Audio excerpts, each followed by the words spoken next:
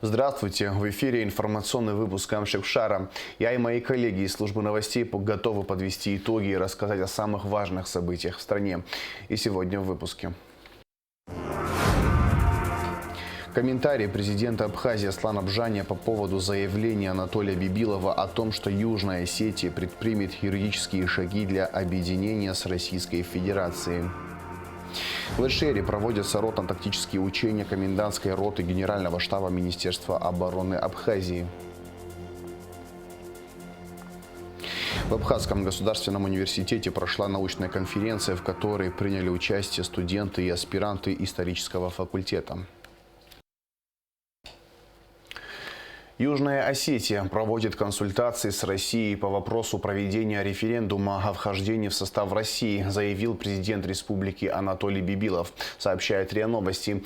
Говоря о том, в каком виде Южная Осетия планирует войти в состав России и планируется ли объединение с Северной Осетией, Бибилов подчеркнул, что внутри России есть процедуры, связанные с объединением субъектов.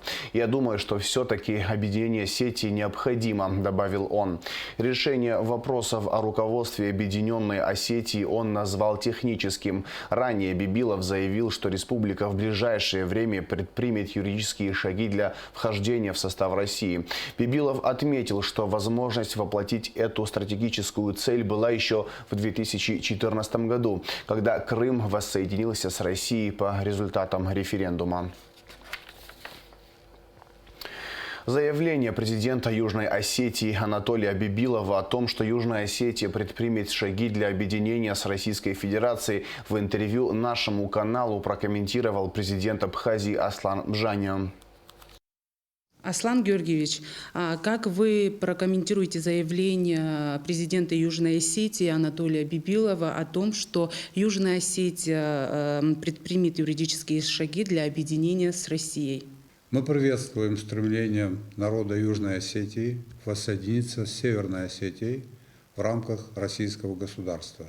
Убеждены в том, что этот шаг в полной мере соответствует интересам народа Южной Осетии. В данном контексте какова позиция руководства Абхазии? Суверенная, независимая Абхазия выстраивает и будет продолжать выстраивать с братской, союзнической Россией отношения, закрепленные в договоре от 24 ноября 2014 года, в котором заложены следующие положения. Первое – проведение скоординированной внешней политики. Второе – создание общего пространства обороны и безопасности. Третье – формирование общего социального и экономического пространства. Четвертое – содействие социально-экономическому развитию Республики Абхазия. Пятое – создание условий для полноценного участия Республики Абхазия в интеграционных процессах на постсоветском пространстве, реализуемых по инициативе или при содействии Российской Федерации. Конституция Абхазии не позволяет республике лишиться своей независимости, заявил Интерфаксу спикер парламента Абхазии Валерий Кварча. Решение Южной Осетии о возможном проведении референдума по вопросу вхождения страны в состав России является их суверенным правом. Речь идет о воссоединении единого осетинского народа. Вопрос о вхождении Абхазии в состав России не стоит. Конституция Абхазии абсолютно четко провозглашает нашу страну независимым государством. Россия – наш стратегический партнер, родное и близкое государство. Но намерений войти в состав России в республике нет, сказал Кварча. В интервью ТАСС секретарь Совета безопасности Абхазии Сергей Шамба отметил, что объединение Южной Осетии с Северной – это национальная мечта осетинского народа. И Абхазия поддерживает такое стремление жителей братской республики. Что касается возможности вхождения Абхазии в состав России, то, по словам Шамба, ни в политических кругах, ни в обществе Абхазии таких настроений нет. По мнению Шамба, взаимоотношения Абхазии с Россией – это союзнические и стратегические, самым тесным образом. Мы должны строить совместные проекты на будущее, экономические, в области безопасности и во всех других направлениях, сказал секретарь Совета безопасности Абхазии. В соответствии с планом подготовки вооруженных сил Абхазии с 29 по 31 марта проводятся ротно-тактические учения комендантской роты Генерального штаба Министерства обороны Абхазии. Репортаж Алеки Трапш. Ротно-тактические учения комендантская рота Генерального штаба Министерства обороны Абхазии проводятся в 3 этапа. На первом этапе рота выполняла мероприятия по повышению боевой готовности. Второй этап учений включал в себя тактико-строевые занятия. И, наконец, в 3-й день учений проходят боевые стрельбы с привлечением личного состава роты. Тяжелая военная техника на данном этапе не применяется, только стрелковое оружие, автоматы и пулеметы. Комендантская рота имеет свои функции определенные. Ее цель – это охрана, оборона командных пунктов.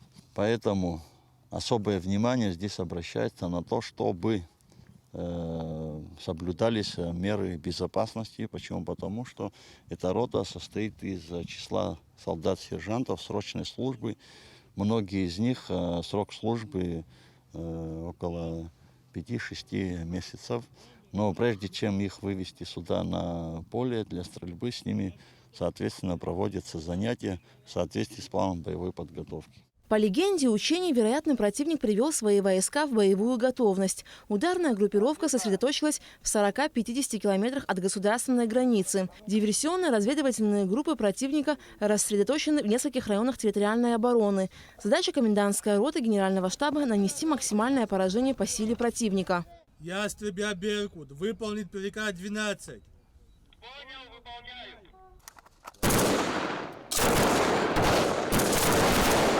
Основные цели ротно-тактических учений – проверка боевой готовности комендантской роты, совершенствование огневой и строевой выучки, слаженности подразделений при выполнении учебно-боевых задач в различных видах боя, воспитание высоких морально-психологических качеств и физической выносливости у личного состава.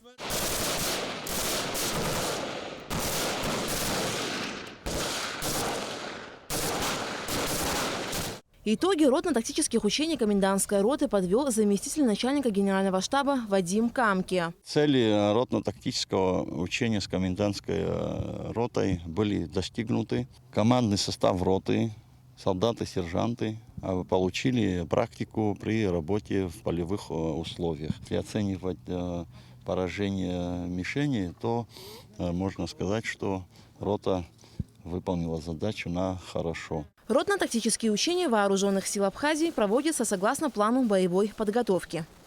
Алика Трапша, Алексея Гухава, Абхазское телевидение.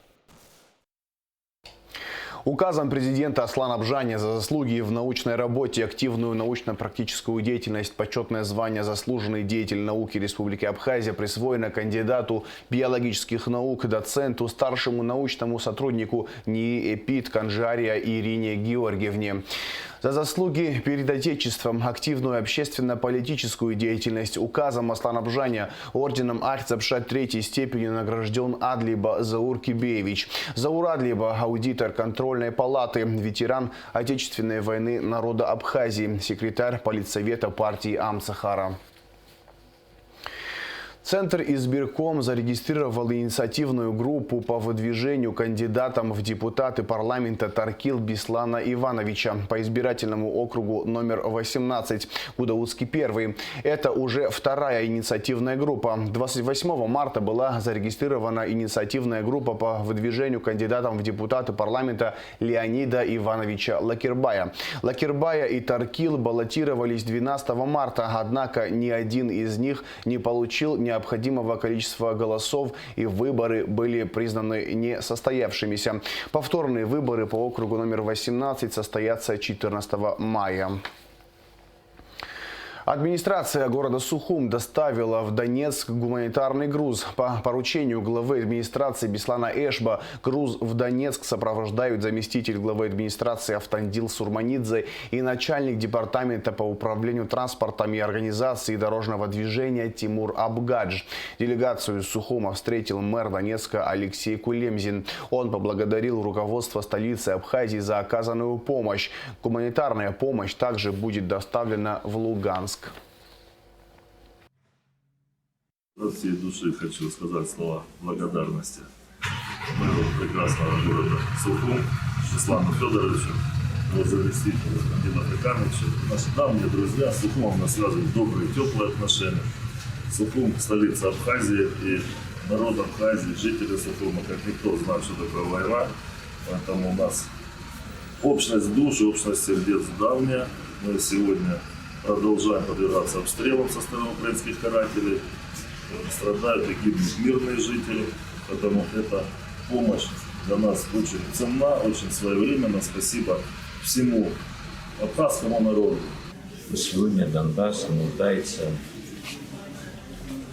во всем, и мы свою помощь будем дальше тоже оказывать. Это наши братья, наши друзья. Сегодня, слава Богу, Великая Россия, Владимир Владимирович Путин начал специальную вынужденную операцию, чтобы закончить эту войну. Я думаю, что в конечном итоге будет так.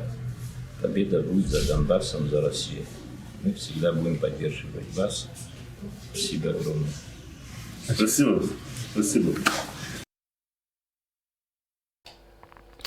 В Сухуми, как и в 5 городах юга России, состоялся тематический музыкальный телемарафон «За мир без нацизма», посвященный памяти граждан, замученных украинскими националистами. Марафон прошел в Севастополе, Ростове-на-Дону, Симферополе, Ставрополе, Владикавказе. В мероприятии приняли участие военнослужащие Южного военного округа, руководители органов государственной власти, деятели культуры, искусства, науки, спорта, а также творческие коллективы, общественные и политические деятели, молодежные лидеры, представители общественных организаций. В Абхазском государственном университете прошла научная конференция, в которой приняли участие студенты и аспиранты исторического факультета. Мероприятие приурочено к 90-летию АГУ и 85-летию ИСТФАКа. Все подробности в репортаже Шазины Ханагуа.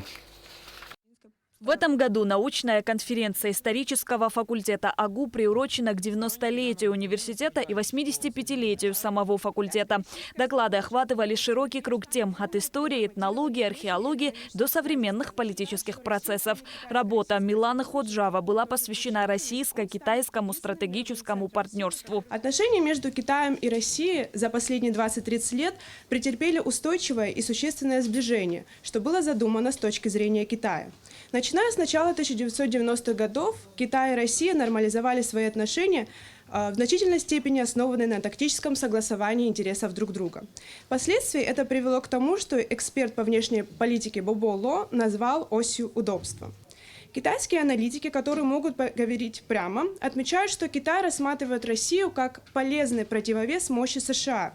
И большинство китайцев считают, что Россия ценит китайско-российское сотрудничество по той же причине. Односторонние санкции как инструмент внешней политики государства. Тема доклада Валерии Аршба. В современных международных отношениях санкции являются одним из наиболее распространенных инструментов внешней политики. Они выступают в качестве альтернативы или дополнения применению силы. Односторонние экономические санкции представляют собой серьезное нарушение общего международного права. Они противоречат основной норме суверенного равенства и впоследствии запрет на вмешательство во внутренние дела государства. При отсутствии правового обоснования эти меры часто маскируются как защита прав человека, демократии и верховенства закона. Катастрофическими последствиями введения санкций в отношении Абхазии в виде экономической блокады с 1994 года, а затем изоляционной политики со стороны грузинского правительства, несовместимы с международным правом и пагубно воздействуют на жизнедеятельность населения республики. Зураб Анчевадзе. Непростая жизнь и великие достижения. Этой теме был посвящен доклад студента 3-го курса Дамия Отерба. Дамий рассказал о жизни и деятельности советского историка, доктора исторических наук. Основные направления научно-исследовательской деятельности Зураба Вианоровича охватывают проблемы истории Абхазии с древнейших времен до 20 века. Среди первых работ необходимо отметить исторический очерк об Абхазии, опубликованные им в 1950 году в первом томе Большой советской энциклопедии, в котором объективно, очень храбро для того времени излагается история абхазского народа. В Абхазском государственном университете такого рода научные конференции проходят ежегодно. Их целью является подготовка научных кадров. Цель нашей научной конференции такова, чтобы наши студенты, которые в дальнейшем изъявят желание связать свою жизнь с наукой, чтобы они уже имели какие-то представления, умели работать. первая наша задача, вот, то, чтобы подготовить преподавателей для школ нашей республики, но мы наукой тоже занимаемся, потому что наши выпускники, часть наших выпускников должны пополнить ряды наших исследователей в области истории Абхазии, вот этнографии, этнологии, археологии Абхазии.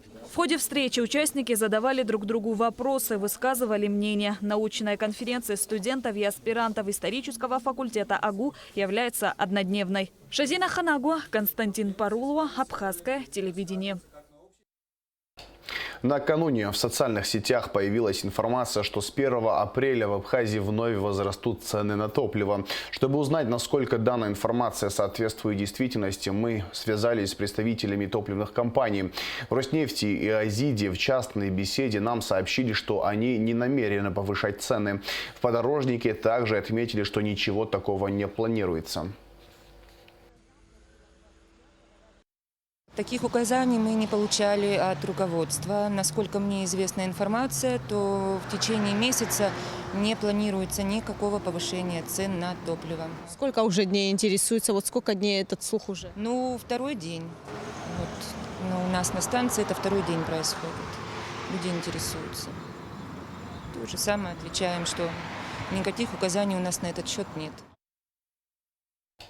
1 апреля в связи с укладкой асфальта на улице Гулия от улицы Абазинская до улицы Генерала Бар будет перекрыто движение автотранспорта на перекрестках улиц Гулия Абазинская, Гулия Воронова, Гулия Дбар. Об этом сообщает столичная администрация. А в завершении выпуска о погоде.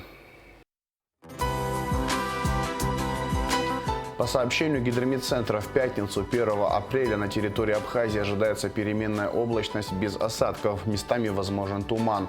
Температура воздуха ночью 7-12, днем 19-24 градуса тепла. Температура морской воды плюс 9 градусов.